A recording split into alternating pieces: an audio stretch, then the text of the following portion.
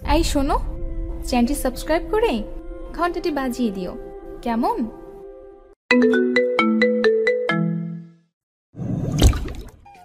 আমার রেট বেশি, 4000-এর নিচে যাবো না। আজকে চল না চুমকি, তোরে পরের বার বাড়াইয়া দিমুনি। স্যার, চুমকি পরের বারে নেওয়াতে বিশ্বাসী না। এই বলে আজকেও 3টা কাস্টমারকে বিদায় করে দিল চুমকি। চুমকি হলো ওর নষ্টপাড়ার সবচেয়ে সুন্দরী পতিতা। জি, নষ্টপাড়ার মেয়ে চুমকি। বয়স 24 হবে, লম্বা 5 ফিট 5, গায়ের রং দুধে আলতা, টানা টানা চোখ, ঘন লম্বা চুল। যে কেউ দেখেই পাগল হবার উপক্রম। চুমকির সাজসজ্জা দেখে তাকে এখানকার লাগে না। অত চড়া সাজ এই মেয়ের সাজে না, তাই হয়তো ওর আগে পিছে সব কাস্টমাররাই ঘোরে, মনে হয় কোনো ভালো ফ্যামিলির মেয়ে। আসলে ওরকম অনেক কাস্টমারই আসে চুমকির কাছে, কিন্তু ও একজনকে ছাড়া আর কারো কাছেই যায় না। পুরো 1 বছর ধরে চুমকি তার কাছে যায়। ওর যত টাকা দরকার ওই লোকই দেয়। উনি বেশ ভালো ব্যবসায়ী।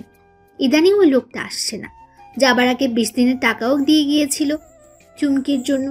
আজ 21তম দিন। চুমকির আজ মনটা ভালো না। ওর মায়ের জন্মদিন আজকে, মায়ের কথা খুব মনে পড়ছে, তাই ও মানুষ দেখে রেট বলছে। কাজ করার কোনো ইচ্ছে আজকে নেই। যদিও সবার থেকে রেট সবসময় চুমকিরই বেশি থাকে, তবে হাজার চাইলেও অন্য কারোর সাথে চুমকি যায় না। আবার কেউ বলারও নেই, কেননা সবার থেকে বেশি চুমকিই কামায় এখানে, হোক সেটা একজনের থেকে। লোকটা আসলে শারীরিক চাহিদা মেটাতে আসে না, সে আসে মনের খোরাক জোগাতে। চুমকির কাছে আসে। চুমকির এই নষ্টপাড়ায় প্রায় 1 বছর ধরে আছে। ওর বাবা মা কেউ নেই। মায়ের অসুখের জন্য মূলত নষ্টপাড়ায় আসা চুমকির। কিন্তু এখানে থেকেও নিজের মান সম্মান শেষ করে দিয়ে, নিজের অস্তিত্ব বিলীন করে জীবনের কালো অধ্যায়ের মধ্যে পা বাড়িয়ে এত টাকা খরচ করেও মাকে বাঁচাতে পারেনি। মাত্র 9 মাসের মাথায় মাকে হারিয়ে ফেলে। তারপর আর কি? পুরোনো জীবনে ফেরেনি কেন চুমকি? কারণ কেউ তাকে গ্রহণ করবে না। চেষ্টাও করেছিল, কিন্তু ফলাফল শূন্য। আর তার যে একটা ছোট বোন আছে, তাকেও তো মানুষ করতে পারবে না।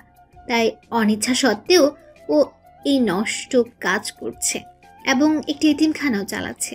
প্রতি মাসে বেশ কিছু টাকা দেয় ওখানে। চুমকির বোন ওখানেই থাকে। চুমকি জানে ওখানে থাকলে ওর বোন ভালো থাকবে। এদিকে আজকেও প্রতিদিনের মতো কাস্টমার এসে ভিড় লাগিয়েছে। সবাইকে বিদায় করে দিয়ে ঘুমিয়ে গেছে চুমকি। আসলে চুমকির বয়সে মেয়েদের জীবনে বিয়ে হবার স্বপ্ন থাকে, স্বামী সন্তানের স্বপ্ন থাকে, কিন্তু ওর জীবনে তো এমন কিছুই নেই, নিরামিষ জীবন। তাই কোনো রকম ঘুম আসলেই ওর কাছে সবচেয়ে শান্তি লাগে। আর এতিমখানাতে গেলে রাত 3টা বাজে। চুমকির দরজায় ধাক্কা দিচ্ছে আখি। রুহিবু, বড় আপায় ডাক দিছে, দরজা খুলো দেখি। আর তোমার কাস্টমার মইরা গেছে বু, একটা গাড়ি অ্যাক্সিডেন্টে নাকি উনি মইরা গেছে। আজকাল খবর পাইছি, মনে হয় নিপা আপায়ও জানতে পারছে। দরজা খুলে এসব শুনে আগে চুমকি বলল, না বলেছি না রুহি বলে ডাকতে? এখানে কেউ জানে না যে আমার নাম রুহি। তুই ওভাবে আর আমাকে ডাকবি না। কিছুটা রাগ হয়ে কথাগুলো বলল। আচ্ছা বু, আর ডাকুম না, খেয়াল আসিল না। এই ঘটনা শোনার পর চুমকিরও খারাপ লাগছে মানুষটার জন্য, কিন্তু ও পড়ে গেল চিন্তার। কারণ এখন ওকে আবার কারো কাছে পাঠিয়ে দেবে নিশ্চয়। ভয় পেতে লাগলো চুমকি। এখন আসি আখির প্রসঙ্গে। আখি হচ্ছে রুহিদের সাথে ও একজন মেয়ে। ও রুহিকে খুব পছন্দ করে। রুহির প্রতি ওর কোনো হিংসে কাজ করে না, বরং রুহিকে নিজের বোন ভাবেও। এবার আসল কথা হলো, এই মুহূর্তে চুমকির ডাক পড়েছে এখানকার ঠাকুর আপার কাছে, মানে নিপার কাছে, যে এই বেশ্যাপল্লীর সর্দারনি। আর তার ডাক পড়া মানে কোনো জরুরি কাজ আছে। রুহির ছদ্মনাম চুমকি। চুমকি, এত দেরি কেন করলি? কতক্ষণ ধরে ডাকতেছিলাম। আমি ঘুমাইতেছিলাম আপা। রাইতে আবার কিসের ঘুম? আজকে আমার ছুটি। মনে পড়েছে। আচ্ছা শোন, তোর নতুন কাস্টমার ইরাজ সাহেব, এটা যা ভিতরে নিয়ে যা। আর 1 রাতে 40,000 দিতে রাজি হয়েছে। তোর রূপের কথা শুই না, এরে মানা করা আমার ভালো মনে হয় নাই, তাই আজকে তোর মানা করাতেও কাস্টমার নিয়েছি। তুই চিন্তা করিস না, ক্যাশ দিয়ে সব টাকা এবার নিয়ে যা সাহেবরে, আর ভালোভাবে খেদমত করিস সাহেবের। চুমকি মনে মনে ভাবছে, এই মহিলা আমাকে শান্তি দিবে না। মুখের মিষ্টি খালি টাকা আদায়ের জন্য। এক প্রকার ভীতি কাজ করছে মনে। কি রে চুমকি, জানিয়ে যা। আচ্ছা। ছেলেটার দিকে তাকালোও না চুমকি, না তাকিয়ে বলল, দাঁড়ায় আছেন কেন? তখনই নিপা কঠিন ভাবে তাকালো চুমকির দিকে। তখন চুমকি স্বাভাবিক গলায় বলল, সাহেব চলেন। লোকটাকে নিজের ঘরে এনে বসতে বলে চুমকি ফ্রেশ হয়ে একটা গোল্ডেন কালারের শাড়ি পরে আসলো। চুলগুলো খোলা, কপালে ছোট একটা গোলাপি টিপ, বেশ দারুণ লাগছে ওকে। চুমকি এবার ঘরে এলো, লোকটার দিকে তাকালো, তাকিয়ে বেশ অবাক লাগলো, কারণ এর বয়স 28 বা 30 হবে। খুবই সুদর্শন একজন পুরুষ, যে কোনো মেয়ে তাকে বিয়ে করতে চাইবে, কারণ যে কোনো মেয়ে তার মতো পুরুষকে নিজের জীবন সঙ্গী হিসেবে চাইবে। লোকটা একটা নীল পাঞ্জাবি পরা, বেশ টিপটাপ গোছানো মানুষ। বয়স 30 হবে, হাতে একটা ছোট মদের বোতল। সেটা থেকে লোকটা মদ খাচ্ছে, নেশা ধরেছে ওকে ভালোভাবেই। চুমকি তাকে দেখে মনে মনে ভাবছে, এরকম একজন লোকের নষ্ট পারে আসার কি দরকার, মাথায় ধরছে না। এসব ভাবতে ভাবতে চুমকি লোকটার পাশে এসে বসলো। পাশে বসতে ছেলেটা ওর কাছে এসে পড়লো। চুমকির বেশ ভয় করছে। ছেলেটা ওর গা ঘেঁষে একদম কানের কাছে এসে আস্তে করে বলল, রুহি। চুমকির চোখ বড় হয়ে গেল। এই নাম একটা কাস্টমারের মুখে শুনে চুমকির ভেতরে রুহি যেন জেগে উঠল। যেই নামে এই নষ্ট পাড়ায় অস্তিত্ব রাখেনি, আজ প্রথম কেউ ওর অপরিচিত ওকে এই নামে ডাক দিল। চুমকি প্রশ্নবোধক দৃষ্টি নিয়ে তাকালো ইরাদের দিকে। ইরাত নেশায় পুত, কিন্তু সে আবারও বলে ওঠে, রুহি, এই রুহি, কথা বলো না কেন? চুমকির খুব কান্না পাচ্ছে। ও নিচের দিকে তাকিয়ে আছে, আর ও মুখে কি বলবে, কি বা বলার আছে, তাই চুপ করে বসে আছে ইরাদের মতো। কারণ ও তো চুমকি না, ও তো রুহি। নিজের নাম, নিজের অস্তিত্ব আজ কিছুই তো ওর অবশিষ্ট নেই। কিন্তু নিজের নাম প্রতিটি মানুষের খুব প্রিয় হয়। ভালোবাসার একটা জিনিস হয় যে সবাই মরার আগ পর্যন্ত পাল্টাতে চায় না, কিন্তু ভাগ্যের কি লেখনি। রুহি নামটা থেকে পর্যন্ত আজ এই মেয়েটা বঞ্চিত, যেই নামটা অনেক ভালোবাসা দিয়ে ওর বাবা মা রেখেছিলেন। রুহিকে এদিকে ইরাত কথা বলার জন্য বলছে, কিন্তু চুমকি কিছুই বলছে না, বলার কোনো কথা নেই। আর সব থেকে বড় কথা, এই ছেলেটিকে আজ প্রথম দেখেছি। ও রুহির জীবনের সাথেও কখনো এর পরিচয় ছিল না। আর এই অন্ধকার জগতে আসার পরে তো একজন লোক ছাড়া কারো সাথেই কথা হয়নি। আর এই পল্লীতে কখনো এই লোকটাকে দেখাও হয়নি। তবে উনি চিনে কিভাবে আমাকে? এসব ভাবছে রুহি।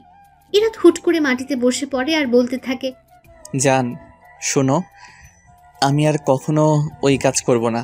তুমি প্লিজ ফিরে আসো, আমার জন্য না হলেও আমাদের সেই স্মৃতিগুলোর জন্য ফিরে আসো। তুমি তো আমার রুহ, আমার বাচ্চার একমাত্র অবলম্বন তুমি।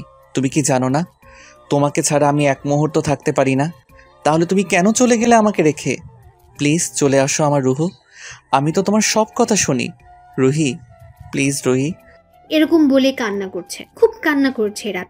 চুমকি তখন বুঝতে পারলো তার জীবনে নিশ্চয়ই কোনো প্রেমিকা ছিল যার নাম রুহি ছিল, এবং লোকটা তাকে অসম্ভব রকমের ভালোবাসতেন। আর এই জন্যই লোকটা এভাবে কান্না করছে। চুমকি ইরাদের কথাগুলো শুনে আজ করতে পারলো ও কত কষ্টের মধ্যে আছে। ইরাদের অবস্থা দেখে ভালোই বোঝা যাচ্ছে ও যে পরিমাণে নেশা করেছে ওর এখন ঘুম প্রয়োজন। তাই চুমকি রাতকে উঠিয়ে বিছানায় শুয়ে দিয়ে পাশে বসলো। কিন্তু ইরাত ঘুমোতে যাচ্ছে না। ও চুমকির পায়ে মাথা রেখে কোমর জড়িয়ে ধরে চোখ বন্ধ অবস্থায় বলছে, আমাকে প্লিজ এভাবে ফেলে যেও না, আমি মরে যাব। Please Ruhi, please. এখন ইরাদের হিতাহিত জ্ঞান কাজ করছে না, মনের কষ্টগুলো বের হয়ে আসছে। চুমকির মন বলছে এই কষ্টগুলো চাপা কষ্ট, কাউকে বলতে না পারার কষ্ট। আজকের চুমকি যদি আগের রুহি যদি হতো, তবে ও এই মুহূর্তে স্বাভাবিক থাকতে পারতো না, কান্নায় ভেঙে পড়তো। কিন্তু এখন কান্না আসে না আগের মতো, কারণ এই দুনিয়ায় পা দেবার পরের থেকেই জীবন্ত লাশ হয়ে গেছে। নতুন নামের সাথে নতুন মনও যেমন জন্মেছে ওর, কঠোর একটা মন যা সম্পূর্ণরূপেই খুব কঠিন, যেখানে কারো জন্য মায়া, মমতা, ভালোবাসা নেই। আর থাকবেই বা কিভাবে? এটা এমন একটা জগৎ যেখানে এসবের বিন্দু মাত্র জায়গা নেই। ইরাত ঘুমিয়ে পড়েছে, চারদিকে আলো ফুটে গেছে। চুমকির এই সময় ঘুমানোর কথা, কিন্তু কেন যেন ঘুম পাচ্ছে না। চুমকি খেয়াল করলো ইরাতের ঘুমন্ত মুখটার দিকে, দেখতে বেশ মায়াবী। চুমকির জানতে ইচ্ছে করছে আসল ঘটনা কি ঘটেছে এই ছেলেটার জীবনে। তার কান্না, দুঃখ এসব কেন যেন মিথ্যে মনে হচ্ছে না। মনে হচ্ছে এর কষ্টগুলো খুব পীড়া দেয়, শান্তি দেয় না। খানিক পর চুমকি উঠে পায়চারি করছে, আবার বসে থাকছে। এভাবে করতে করতে সকাল 9টা বেজে গেল। ইরাদের ঘুম ভাঙলো। সে সময় চুমকি দাঁড়িয়ে আছে খাটের কোণে ইরাদের পায়ের সামনে। ইরাদ উঠে বসে চুমকির দিকে তাকিয়ে মিষ্টি একটা হাসি দিয়ে সামনে এসে ওর হাতটা ধরে বলল, বাসায় চলো প্লিজ, আমি সব পেমেন্ট করে দিচ্ছি। তোমার আর এই জাহান্নামে থাকা লাগবে না। আমি জানতাম না তুমি এরকম একটা নরকে বাস করছো। আমাকে মাফ করে দিও পারলে, কিন্তু আগে বাড়ি চলো। কথাগুলো বলতে বলতে যেন ইরাদের চোখগুলো লাল হয়ে গেল। চুমকি আরো আশ্চর্য হয়ে গেল। যে লোকটার হুঁশ আসার পরেও আমাকে বাড়ি ফিরতে বলেছে এবং অন্য কেউ ভাবছে, আবার নামও আমারই বলছে। ব্যাপারটা চুমকিকে বেশ এলোমেলো করে দিচ্ছে। আপনি কাকে বলছেন কথাগুলো? আমাকেই বলছেন? তুমি ছাড়া এখানে আর কে আছে? আমি আপনাকে চিনি না, কখনো দেখিও নি। আমাকে একটু ক্লিয়ার করে বলবেন প্লিজ, আপনি আসলে কি বোঝাতে চাচ্ছেন? আর আমি আপনার রুহি না। তুমি আমার ওয়াইফ অ্যান্ড দ্যাটস এনাফ। অনেক বেশি বলছো তুমি। আমার উপরে তোমার অভিমান থাকতে পারে, কিন্তু তার মানে তো এটা না যে তুমি আমাদের সম্পর্ক অস্বীকার করে ফেলবে। আমি ম্যানেজারকে কল দিচ্ছি, কিছুক্ষণের ভিতরে সব ফর্মালিটি কমপ্লিট হয়ে যাবে, আমরা বাসায় ব্যাক করতে পারবো। তুমি চেঞ্জ করে আসো, আমিও ফ্রেশ হয়ে নিচ্ছি যান। এই বলেই লোকটা তার ম্যানেজারকে কল দিয়ে বলল, সব ব্যবস্থা করো একবারের জন্য, জাস্ট ইন 10 মিনিটস। আমার ওয়াইফকে আমি এই নরকে সহ্য করতে পারছি না। চুমকি ঠায় দাঁড়িয়ে আছে, এসব কথা শুনে আর লোকটার দিকে দেখছে। তখনই লোকটা জিজ্ঞেস করলো, বাথরুম কোথায়? চুমকি হাত দিয়ে ইশারা করে ডান দিকে দেখালো। ইরাদ ফ্রেশ হতে চলে গেল। এর মাঝে কে যেন চুমকির দরজায় কড়া নাড়ল। চুমকি দরজা খুলে দেখে নিপা দাঁড়িয়ে আছে। কোনো কাম আছে আপা? আমারে ডাক দিতেন। যা তৈরি হয়ে আয়, তোর তো আজকা এখানে শেষ দিন। মানে তুই এই সাহেবের লগে যাবি এক্ষুনি। চুমকির জীবনের নতুন একটা মোড় আসতে চলেছে, যেটা ও নিজেও জানে না। কেন আপা? এখন থেকে তুই তার সাথে থাকবি রে, তোর কপাল খুইলা গেছে গা, জলদি যা। তখনই ইরাদ ফ্রেশ হয়ে বের হয়। নিপা ইরাদকে দেখে একটা হাসি দিয়ে বলল, সাহেব কালকে রাতে কোনো কষ্ট হয়নি তো? না, অনেকদিন পর শান্তির ঘুম ঘুমিয়েছি। আমরা এখন বের হতে পারি। রুহি, তুমি ফ্রেশ হয়ে আসো তাড়াতাড়ি। নিপার দিকে তাকালো চুমকি। নিপা ইশারায় বলল যেতে। চুমকি ফ্রেশ হতে গেল আর ভাবছে, নিপা এত সহজে আমাকে ছেড়ে দিল? নিশ্চয়ই এই সাহেব অনেক টাকা দিয়েছে, না হলে নিপা এত ভালো না। কিন্তু উনি আমাকে নিতে কেন চাচ্ছে? আমার মতো এমন একটা মেয়ে প্রতি রাতে কিছু টাকা দিলেই উনি পেয়ে যাবে, তবে একেবারে কেন নিতে চাচ্ছে? কারণটা কি? কিছুই বুঝতে পারছি না। প্রায় 10 মিনিট পরে চুমকি ফ্রেশ হয়ে এলো।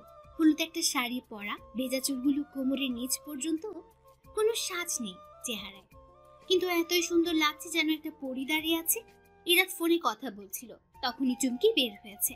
ইরাদ ফোন রেখে এক দৃষ্টিতে চুমকিকে দেখছে, আর আশেপাশে কি হচ্ছে না হচ্ছে এসব কিছুই যেন মাথায় খেলছে না।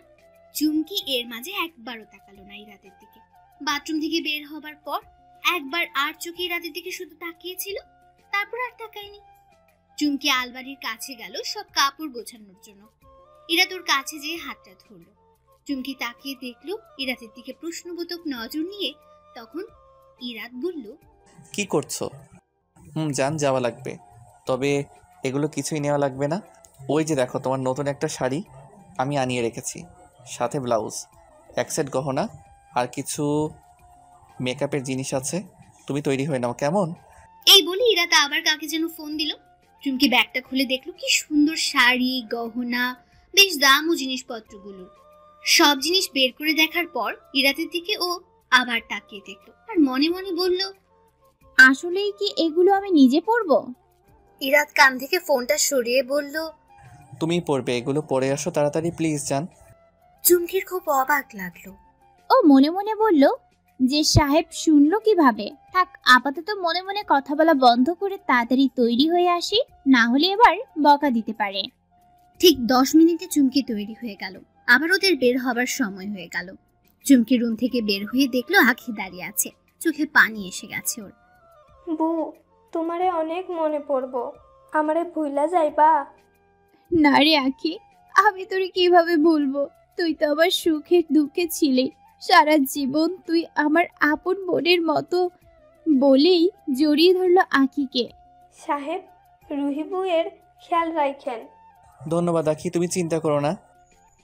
ভালোভাবে থাকিস, সাহেবের খেদমত করিস ঠিক মতো।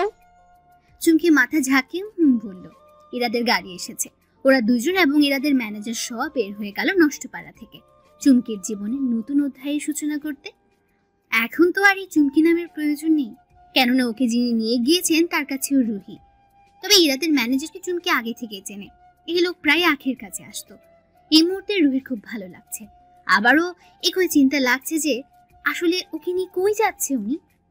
আবার উনি নিজের প্রেমিকার মতো করে সম্বোধন কেন করছে? কিছু কি জিজ্ঞাসা করব তাকে, নাকি করব না? একদম দ্বিধায় পড়ে গেল রুহি।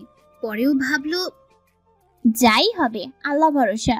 যেই নরকে ছিলাম এর চেয়ে তো খারাপ আর কিছু হতে পারে না। ম্যানেজার ইরাদকে বলল, স্যার, আমি খাবার নিয়ে আসছি। আপনি আর ম্যাডাম তো কিছু খাননি এখনো। না খাইনি, খাবার দাও। ইরাদ খুব যত্ন করে খাবারের প্যাকেটটা খুলে রুহির মুখের সামনে নিয়ে বলল। আমি তোমাকে খাইয়ে দেই। রুহি কি বলবে বুঝে পাচ্ছে না। ইরাদের চাহনিতে এত মায়া, রুহি না বলতে পারল না। মাথা ঝাঁকিয়ে বলল। ইরাদ রুহিকে খাইয়ে দিচ্ছে। রুহির ভালো লাগছে, কেউ তার মতো একটা মেয়েকেও এভাবে যত্ন করছে। সকাল থেকে যেন শখই পাচ্ছে ও। ওকে খাইয়ে ইরাদ নিজে খেয়ে নিল। ম্যানেজারকেও ইরাদ জিজ্ঞেস করলো। তুমি খেয়েছো? ম্যানেজার বলল, খেয়ে এসেছি সকালে। প্রায় 12টার দিকে বিশাল এক বাড়ির সামনে এসে গাড়ি থামলো।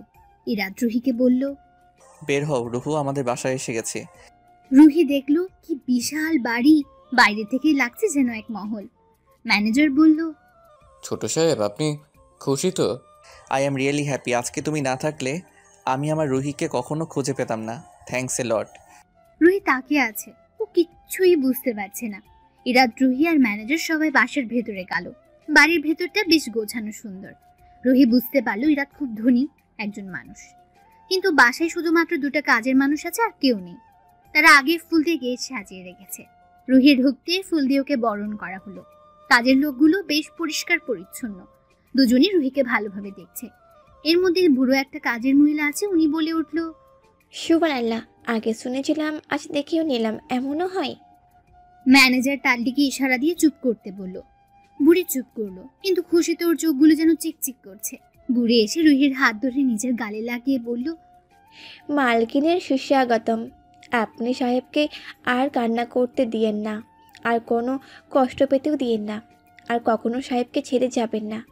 রুহি তাকিয়ে দেখছে, কিছু বলার মতো খুঁজে পাচ্ছে না। তখনই অন্য কাজের মেয়েটা একটা থালি নিয়ে আসলো, আলতা ভর্তি, এবং রুহির পায়ের কাছে রেখে বলল।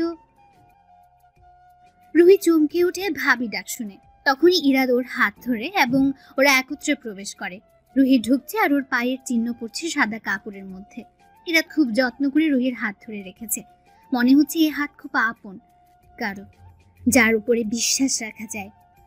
রুহির যে এসব ভালো লাগছে এটাও নিজেও বুঝতে পারছে না। ভেতরে আসার পরে, ফ্রেশ হয়ে নাও রুহি। ঘরে চলো তাহলে। টুনি তোর আবির ভাইয়ের জন্য কিছু স্ন্যাক্স নিয়ে আয়। আবির, তুমি বসো, আজকে লাঞ্চ করে যাবা।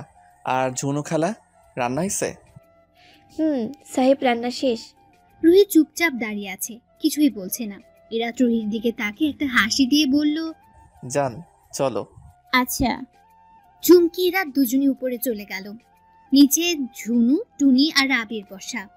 বাবা, তুমি যদি আজকে না থাকতে তাহলে আমাদের সাহেবের মুখে এই হাসি আর দেখতে পেতাম না। খালা, স্যার আমার জন্য অনেক অনেক করেছে। ওনার জন্য এইটুকু কোনো ব্যাপারই না। আর আল্লাহ মালিক, উনি না থাকলে তো কিছুই সম্ভব হতো না। আমাদের এই পদক্ষেপে 2জন মানুষের জীবনেই সুন্দর হয়ে যাবে। জানেন খালা, এই রুহি মেয়েটা অনেক ভালো। জীবনের অনেক ঘাত প্রতিঘাত সহ্য করতে হয়েছে ওর। ছোট ভাবি কি জানে পুরো ঘটনা? না, আমি তাকে কিছুই বলার সময় পাইনি। তাহলে তো তাকে সব জানানো দরকার, না হলে ভাইয়ার সামনে উনি উল্টাপাল্টা কিছু বলে দিলে।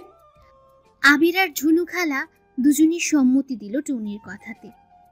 অন্যদিকে রুহিকে নিয়ে রাত নিজের ঘরে প্রবেশ করলো আর বলল, আজকে তুমি এখানেই ফ্রেশ হও। তোমার রুম গোছানো লাগবে। ডেকোরেশন চেঞ্জ করতে দিছিলাম না? সবই হয়ে গেছে, বাট পরিষ্কার করা লাগবে। কথাগুলো রুহি মেলাতেই পারছে না। এরপর ঘরে ঢুকতেই যেন রুহি আরো চমকে ওঠে। এরকম কিছু দেখার জন্য মোটেও প্রস্তুত ছিল না। ব্যাডের উপরে দেওয়ালে রুহির আর ইরাদের ছবি লাগানো, বেশ বড় একটা ছবি, যেখানে রুহি সামনে আর ইরাদ ওকে কোমর জড়িয়ে ধরে রেখেছে। ওরা দুজনেই বেশ হাসি খুশি। রুহির যেন মাথা ঘুরে গেল, কারণ এই মেয়েটা তো ও না, আর জীবনে কখনো ইরাদকেও দেখেও নি। ও যেন এক গোলক ধাঁধায় পড়ে গেল। সব কি হচ্ছে কিছুই বুঝতে পারছে না। কি হলো রুহি? আগে তুমি যাও ফ্রেশ হতে, তারপরে আমি যাচ্ছি। তোমার সব কাপড় আমি নতুন আনিয়েছি। সবগুলো টুনি মেবি সব কাপড় চোপড় লেফট সাইডে রেখেছে গুছিয়ে। তুমি ফ্রেশ হয়ে নাও। আচ্ছা। আলমারি খুলে রুহি দেখলো অনেক কাপড়, গহনা আর বিভিন্ন মেকআপের সামগ্রী। রুহি একটা বেগুনি শাড়ি বের করে ওয়াশরুমে গিয়ে পরে নিল। এরপর ওয়াশরুম থেকে বের হয়ে ড্রেসিং টেবিলে বসে শাড়ির সাথে ম্যাচিং ইয়াররিং, চুড়ি, লিপস্টিক পরে ফেললো। রুহি রেডি হচ্ছে আর ইরাদ ওর দিকে তাকিয়ে আছে। ইরাদের এক ধরনের নেশা কাজ করছে। ওকে দেখলে মনে হয় ওকে দেখতেই থাকে সারা দিন। অবশ্য রুহিকে খুব দারুণ লাগছে দেখতে। সাজসজ্জা শেষ হবার পর রুহি চুলগুলো বাঁধতে নিল। তখনই পেছন থেকে ইরাদ বলে উঠল, এরকমই রাখো, চুল বাঁধার দরকার নাই। আচ্ছা। বাই দ্য ওয়ে, আমার পরিয়া তো ভালো হয়ে গেল কি করে? আমি এখনো বসে আছি ফ্রেশ না হয়ে, আর আপনি আমাকে কিছুই বলছেন না। আপনি ফ্রেশ হয়ে আসেন। ওকে। এই বলেই রাত চলে গেল বাথরুমে। তারপর রুহি হেঁটে হেঁটে ঘরটা দেখছে। বেশ সুন্দর টিপটপ ভাবে সাজানো হয়েছে ঘরটা। রুহি অনেকটাই বিস্মিত। কাল রাত থেকে কিসব হচ্ছে এগুলো? কেন হচ্ছে? কিছুই ওর মাথায় খেলছে না। সে সময় কে যেন দরজায় কড়া নাড়লো। দরজা পেরানো ছিল। বাইরে থেকে একজন মেয়ে বলল, ভাবি আসি ভেতরে।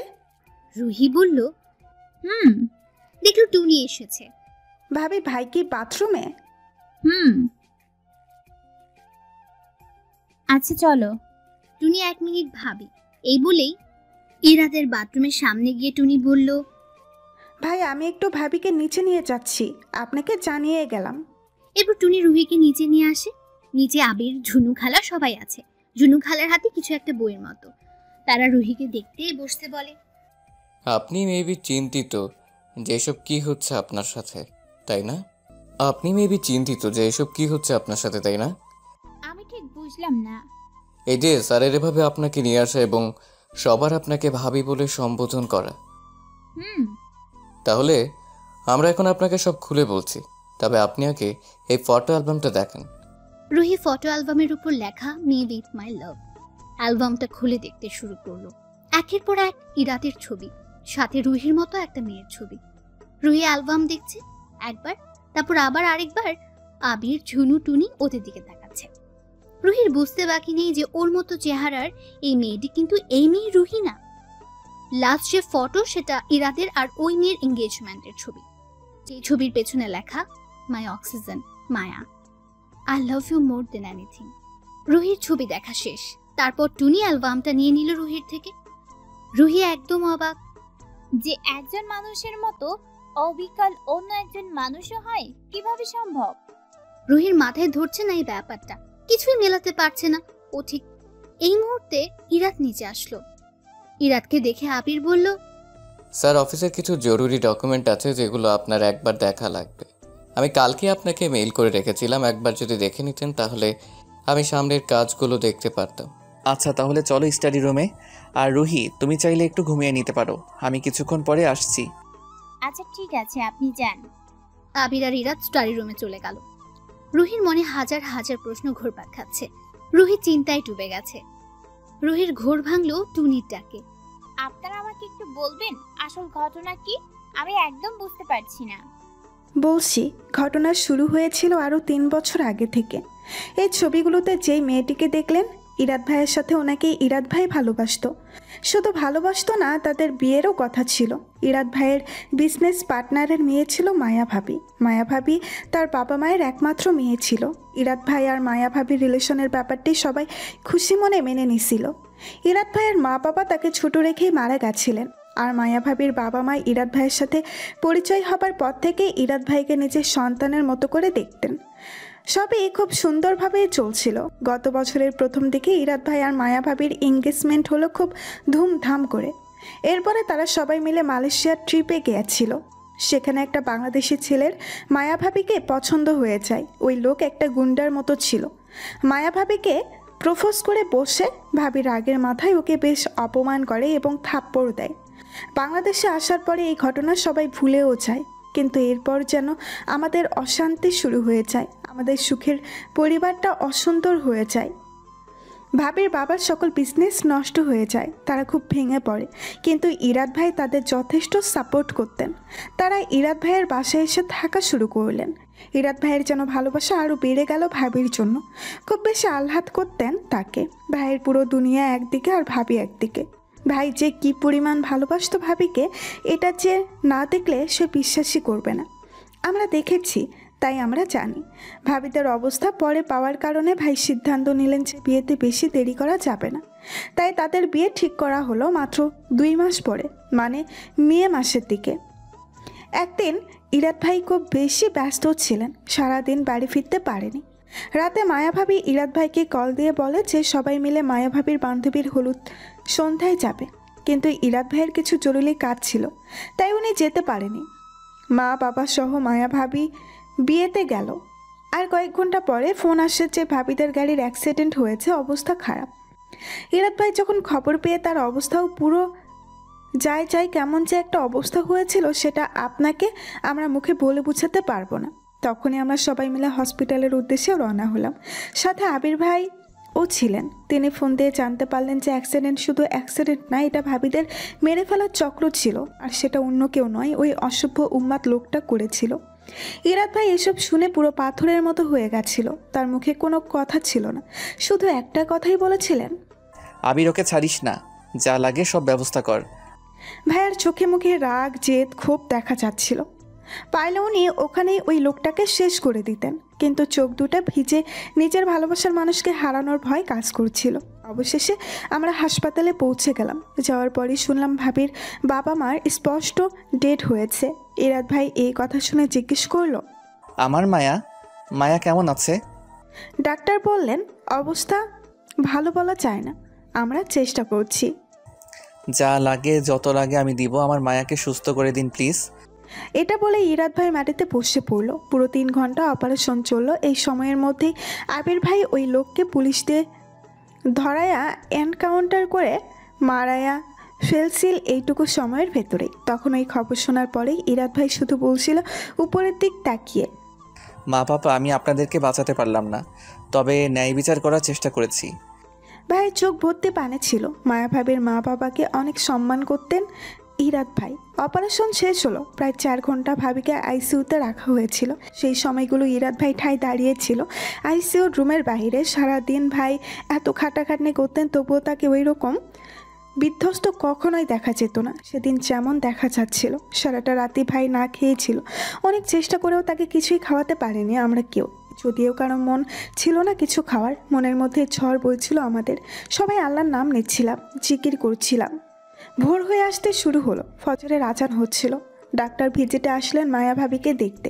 আমরা সবাই আমাদের গেটের বাইরে, শুধু ভেতরে কি হচ্ছে সেটা জানার আশায় ব্যাকুল হয়েছিলাম। শুধু আল্লাহকে একটা কথাই বলছিলাম, ইরাদ ভাই জীবনে অনেক কষ্ট পেয়েছেন, তাকে আর কষ্ট দিয়েন না আল্লাহ। মায়া ভাবিকে ছাড়া ইরাদ ভাই কিছুই না। এরকম একটা জুটি আপনি ভাঙবেন না। ডাক্তার যখন ভেতরে ছিলেন তখন আমরা সবাই বাইরে দাঁড়িয়েছিলাম একটা সুখবর শোনার আশায়, কারণ আর কোনো রকম দুঃখ নিতে পারছিলাম না আমরা কেউ, বেশ করে ইরাদ ভাই। তার মা বাবা তো তাকে সেই ছোট্টবেলায় রেখে আল্লাহর কাছে চলে গেছিল। তারপর যাদের বাবা মা বলেছিলেন তারা দুইজনও এক নিমেষেই তাদের আবার অনাথ করে দিয়ে আল্লাহর কাছে চলে গেলেন। এবার শুধু ইরাদ ভাইয়ের সুখ বলতে রইল তার ভালোবাসার মানুষ, যাকে ছাড়া ইরাদ ভাই অপরিপূর্ণ। আমাদের সবার মনের একটাই কথা ছিল যে মায়া ভাবিকে যেন আল্লাহ পাক ফিরিয়ে দেয়। এসব ভাবতে ভাবতেই কিছুক্ষণ পরে ডাক্তার বাইরে বেরিয়ে এলেন। ডাক্তারকে দেখেই আবির ভাই জিজ্ঞেস করলেন, ডক্টর, ভাবির কি অবস্থা? আপনারা সবাই একবার দেখা করে নিন, তার হাতে বেশি সময় নেই। কথাটা শুনে ইরাদ ভাই মাটিতে বসে পড়লেন আর হতভম্ব হয়ে ডাক্তারের দিকে তাকিয়ে রইলেন। আমাদের সবার চোখ দিয়ে পানি ঝরতে লাগলো। মায়া ভাবির মতো একটা হাস্যোজ্জ্বল মেয়ে আমাদের মাঝে আর বেশি সময়ের জন্য নেই, এটা আমরা কেউ মেনে নিতে পারছিলাম না। ইরাদ স্যার একদম নিস্তব্ধ হয়ে গেছে। তার কি বলা উচিত বা কি বলবে সেটা ইরাদ স্যার জানে না। সেই মুহূর্তে কেবিন থেকে নার্স এসে ডাক্তারকে বলল, স্যার, পেশেন্ট তার আপনজনদের দেখতে চাইছে, কি করব? যা করতে চাইছে করতে দাও, আটকেও না। আবির আর কথাগুলো বলতে পারছে না, মনটা খুব ভারী হয়ে গেছে। টুনি, কথাগুলো তুই শেষ কর, আমি পারছি না, বলে আবির উঠে চলে গেল। তারপরে আমরা সবাই মিলে কেবিনে গেলাম। সবচেয়ে প্রথমেই ইরাদ ভাই সামনে গেলেন। ইরাদ এক দৃষ্টিতে তাকিয়ে আছে মায়া ভাবির দিকে, চোখগুলো লাল রঙের হয়ে গেছে। মায়া ভাবির চোখ পানি পড়ছে, কে কাকে কি বলবে কিছুই বুঝতে পারছে না কেউ। মায়া ইরাদের হাতের উপর হাত রাখলো, তার হাত প্রচুর পরিমাণ ক্ষত, ফর্সা হাতে লাল জখমে ভরা।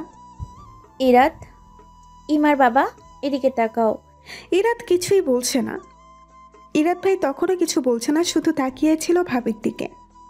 ইমার বাবা শোনো, আমার একটা ইমা চাই, কিন্তু তুমি তোমার খেয়াল রেখো আর কখনো আমাকে মনে করে কেঁদো না। আমি থাকবো না তো কি হয়েছে, আমার স্মৃতি তো আছে।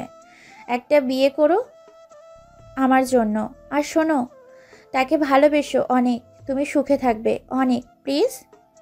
তুমি এসব কেন বলছো মামনি? কিচ্ছু হবে না তোমার, আমরা আছি না। খালা, ও কথা বলছে না কেন?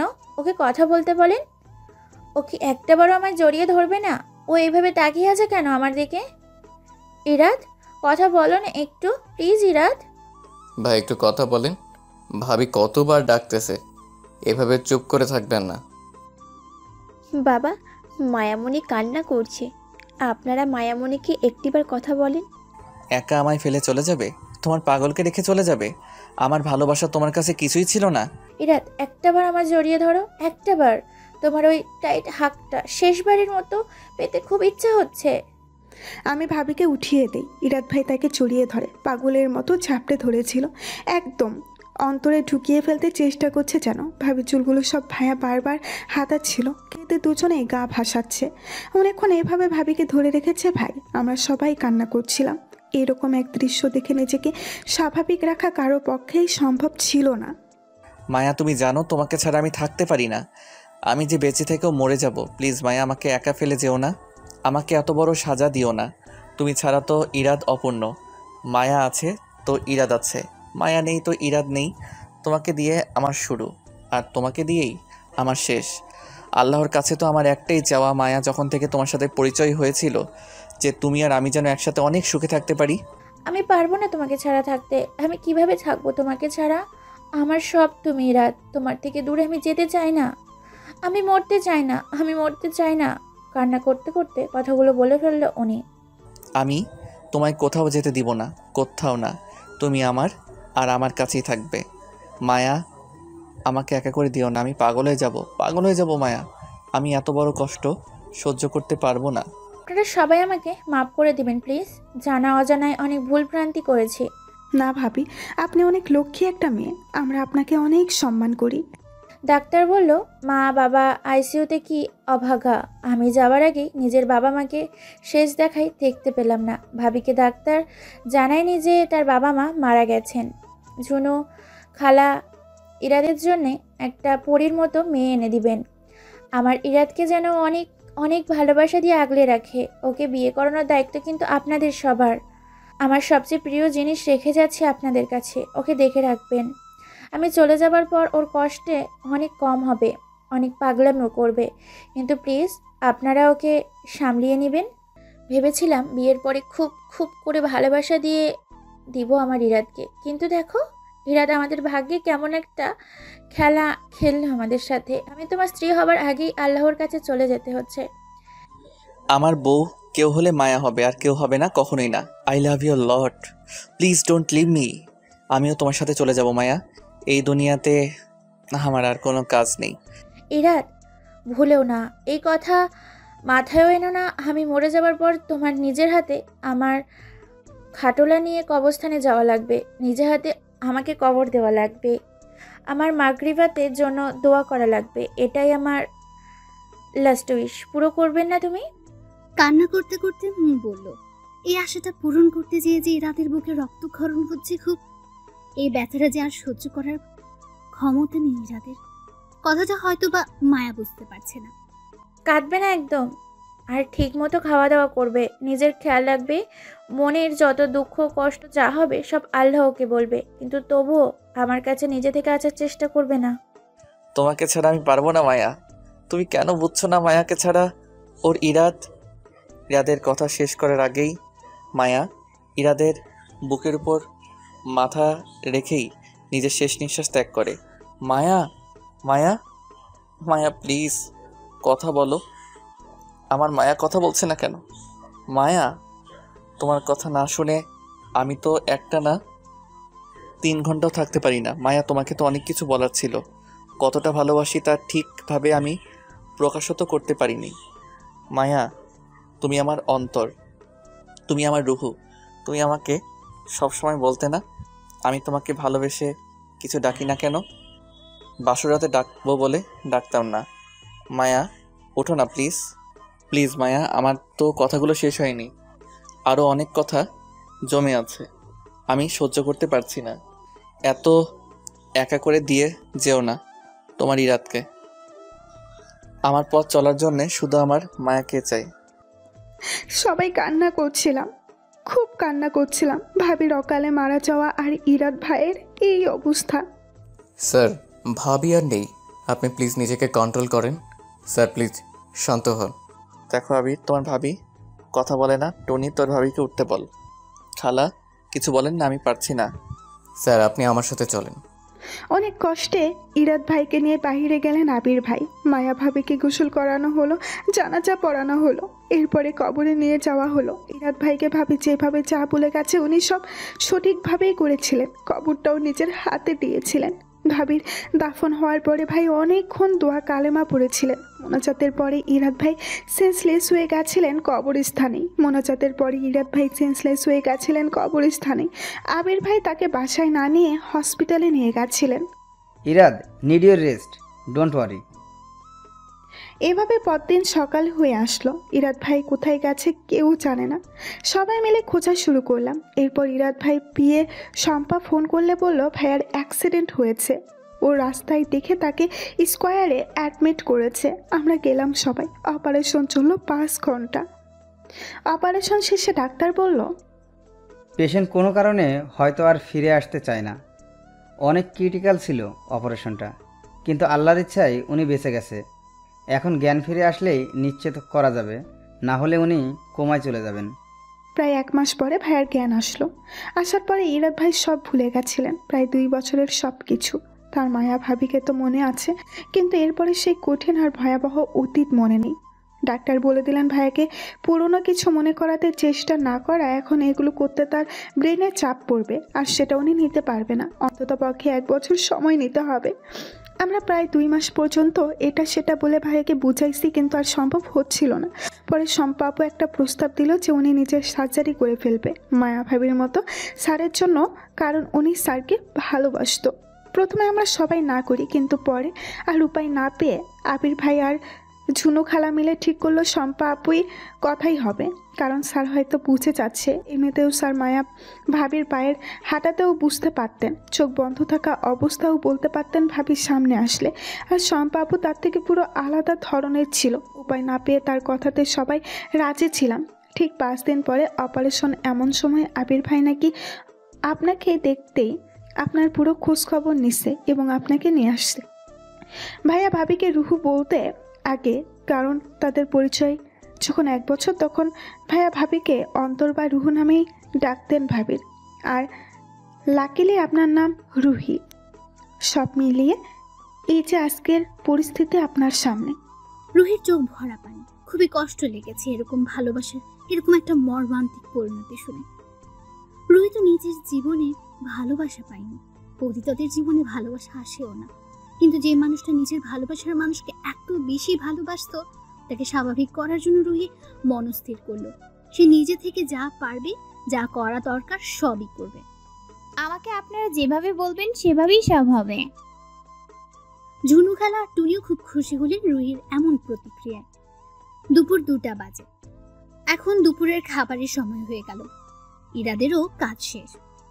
সবাই খেতে বসলো। রুহু, আমি খাইয়ে দিব তোমাকে। আচ্ছা। ইরাদ রুহিকে আগে খাইয়ে দিয়ে নিজে খেয়ে নিল।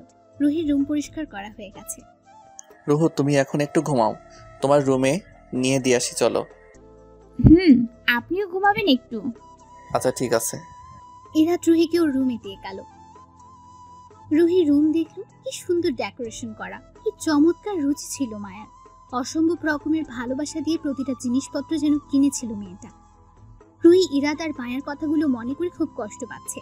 ওর মনে কেন এত মায়া হচ্ছে ইরাত ছেলেটার জন্য সেটাও নিজেও বুঝতে পারছে না। শুধু মনটা বলছে এই ছেলেটার জীবনে এত কষ্ট প্রাপ্য না, তার দুঃখের দিন শেষ করে দিন আল্লাহ। নিজেকে নিজে রুহি আয়নায় দেখে বলছে, হ্যাঁ আমি মায়া না, আমি কখনো মায়া হতেও পারবো না, জানি। আমি সত্যি হতেও চাই না, শুধু এই মানুষটাকে ভালো রাখতে চাই, যতদিন না উনি সত্যিটা না জানে যে আমি তার মায়া না। তার মায়া তাকে চিরকালের জন্য ছেড়ে চলে গেছে। একটা ভালো লোক যার মনটা অবুঝ বাচ্চাদের মতো, তাকে আল্লাহ আর কষ্ট পেতে দিয়েন না, তাকে খুব খুব ভালো রাখবেন। রুহি প্রচুর ভয় পেয়ে গেল, ওর মুখে কোনো কথা আসছে না। এরকম একটা সিচুয়েশনে রুহির কি বা বলা উচিত, আর ইরাদি বা কিভাবে সব জানলো? রুহির মাথায় কিচ্ছু আসছে না। রুহির হাত পা ঠান্ডা হয়ে আসছে। জানো রুহি, আমার মায়া খুব অভিমানী একটা মেয়ে ছিল। ওর মতো আহ্লাদি মেয়ে খুব কম হয়। ওর মনটা একদমই বাচ্চাদের মতো নিষ্পাপ ছিল, কখনো কারো খারাপ চিন্তা করতো না। আল্লাহ আমার মায়াকে হয়তো খুব বেশি ভালোবেসেছেন, তাই এইভাবে নিয়ে চলে গেছিলেন। আপনি মানে কিভাবে জানলেন? রুহি, যেদিন আমি তোমাকে প্রথম দেখেছিলাম সেদিন আমি নেশায় ধুতছিলাম। তখন আমি তোমাকে আমার মায়া ভেবেছিলাম। মনে হয়েছিল তুই মায়া, কিন্তু যখন তোমাকে বাসায় আনলাম, এরপরে তোমার আচরণ, কথা বলা, এসব কিছুই আমার লাগতো তুমি আমার মায়া না। মায়ের স্পর্শ আমি বুঝতাম, ও পাশে থাকলে আমি না দেখলেও বুঝতাম, কিন্তু কেন যেন তোমার কাছে থাকা আমার মনে ধরছিল না। সেদিনই আমি এসব ভাবছিলাম, কাউকে কিছুই বলিনি, জিজ্ঞেস করিনি, কারণ আমি শিওর ছিলাম না কোনো ব্যাপারেই। এরপর সেদিন যখন শম্পা আসলো বাসায়, আমি সব শুনে ফেলেছিলাম। এরপর দেখলাম আমার মায়ার ডেথ সার্টিফিকেট সোফার উপরে রাখা ছিল। সেদিন সারা রাত আমি ঘুমাইনি। এরপর আমি ডাক্তারের কাছে কাউন্সিলিং শুরু করলাম। আস্তে আস্তে আমার সব মনে হলো, ধীরে সুস্থে আমি সব কিছু মেনে নিলাম যে হ্যাঁ, আমার মায়া আর নেই, ও চলে গেছে আল্লাহর কাছে। তাই এখন আর কান্না করি না, কষ্ট পাই না। তাহলে আপনি এতদিন আমাকে কেন বাসায় রেখেছিলেন? আমার মায়া অসহায়ের পাশে দাঁড়িয়েছে সারা জীবন। মায়া অনেক ভালো একটা মানুষ ছিল, ও আমার হবু বউ ছিল, এই জন্য বলছি না। তোমার মতো মেয়েদের জন্য ও একটা কিছু করতে চেয়েছিল, কিন্তু সময় পাইনি। আমি যদি তোমাকে না রাখতাম, তোমার এই অন্ধকার দুনিয়ায় ফিরে যাওয়া লাগতো। আমি চাই না আমার জন্য কারো আবারও জীবনটা নষ্ট হয়ে যাক। আমি এই কয়দিন তোমাকে কিছুই বলিনি, জিজ্ঞেস করিনি। এর পেছনে শম্পা একটা বিশেষ ভূমিকা রেখেছে। আর শম্পা আমার খুবই কাবিল একটা এমপ্লয়ি ছিল বরাবর, যার কারণে আমি বুঝতাম ও আমাকে পছন্দ করে। এটা জানা সত্ত্বেও ওকে চাকরিতে রেখেছিলাম। কাল শম্পার বিয়ে হয়ে গিয়েছে, এখন আর কোনো ঝামেলা নেই আমার জীবনে। আমি শান্তিমতো আমার মায়াকে ভেবে বেঁচে থাকতে পারবো বাকি জীবন। আপনি আমাকে ভুল বুঝেননি তো? আমি আসলে না, তোমাকে ভুল বুঝিনি, আর এখানে তোমার কোনো দোষও নেই। আবির, ঝুনো খালা আর টুনি আমার সুখের জন্যই এসব করেছে, সেটা আমি বুঝি। তুমি নিজেকে দোষারোপ করো না। রুহি মনে মনে ভাবছে উনি মায়াকে বড্ড বেশি ভালোবাসেন। ইরাতের কষ্ট, মায়াকে ছাড়া ইরাতের বাকি জীবন অতিক্রম করা লাগবে, এটা ভেবেই রুহির চোখ দিয়ে পানি পড়ছে। রুহি, তোমার আর মায়া সাজা লাগবে না। কিছুক্ষণ দুজনে নীরবতা পালন করলো। বৃষ্টি শুরু হয়ে গেল। রুহি আর ইরাত দুজনের অশ্রুসিক্ত নয়ন, কেউ কাউকে দেখছে না। তারা তাকিয়ে আছে আকাশের পানে। দুজনের মনে দু ধরনের কষ্ট কাজ করছে, কিন্তু একে অপরের জন্যও ব্যথিত। ভাগ্য যেন এক নিষ্ঠুর খেলা খেলছে এ দুজনের সাথে। রুহির ইচ্ছে করছে ইরাতকে জড়িয়ে ধরতে, ইরাতের সব কষ্ট নিজের মধ্যে নিয়ে নিতে, কিন্তু রুহি পারছে না। ওর তো অধিকার নেই। ইরাতের মতো ছেলের পাশে দাঁড়ানোর মতো যে যোগ্যতা থাকা লাগে, সেটাও হারিয়ে ফেলেছে। যেদিন ওই নষ্ট পারে ওর পা রাখতে হয়েছিল। নির্বাক হয়ে ইরাদের কষ্ট দেখা ছাড়া আর কোনো উপায় রুহি নেই। প্রায় 20 মিনিট পর ইরাত বলল, বাড়ি চলো। রুহি কিছু বলল না, হ্যাঁ সূচক মাথা নেড়ে সম্মতি দিল। এরপর বাড়ি ফিরে গেল ওরা। টুনি, ইরাত আর রুহিকে দেখা মাত্রই বলল, ভাবি আপনি আর ভাইয়া তো ভিজে গেছেন পুরো, আমি টাওয়াল নিয়ে আসছি ভাইয়া। কিছু না বলেই ঘরে চলে গেল। ভাবি কিছু হইছে? আপনাদের এমন দেখাচ্ছে কেন ভাবি? উনি সব জেনে গেছে আমি মায়া না, আমি রুহি, এটা উনি জানে। শম্পা যেদিন আসছে সেই দিন উনি সব জেনে গেছিল। এটা বলেই রুহি ওর ঘরের দিকে চলে গেল। রুহি রুমে ঢুকে দরজা লাগিয়ে দিল। মাটিতে বসে পড়ল রুহি। আবহাওয়াটা বেশ খারাপ হয়ে যাচ্ছে বাইরে, সেটা দেখা যাচ্ছে, কিন্তু রুহির ভেতরের ঝড় কেউ দেখতে পাচ্ছে না। শরীরের যেন সব শক্তি হারিয়ে ফেলছে রুহি। কেমন যেন লাগছে, হাত পা ভেঙে আসছে। শুধু ইরাদের চোখের চাহনি, মুখে বলা কথাগুলো মনে পড়ছে। কখনো রুহি কারোর জন্য এমন অনুভব করেনি যেমনটা এখন ইরাদের জন্য অনুভব করছে। কেন এমন অনুভব হচ্ছে এটা রুহির আর বুঝতে বাকি নেই। রুহি বুঝে গেছে ইরাদ আহসানকেও ও ভালোবেসে ফেলেছে। ইরাদের কষ্টে ওর কলিজা পড়ে যাচ্ছে। ইরাদের চোখের পানি যেন রুহির অন্তরে গিয়ে লাগছে। বারবার এই জিনিসগুলো মনে পড়ছিল। আজকে এই দুনিয়াটা খুবই খারাপ লাগছে। রুহি জানে ইরাদের সাথে রুহির মিল সম্ভব না। আর রুহি মনে মনে ভেবে রেখেছিল ইরাদ সবকিছু জানার পরে এই বাড়ি ছেড়েও চলে যাবে। যে আশ্রমে রুহির বোন থাকতো, রুহি ওখানে চলে যাবে।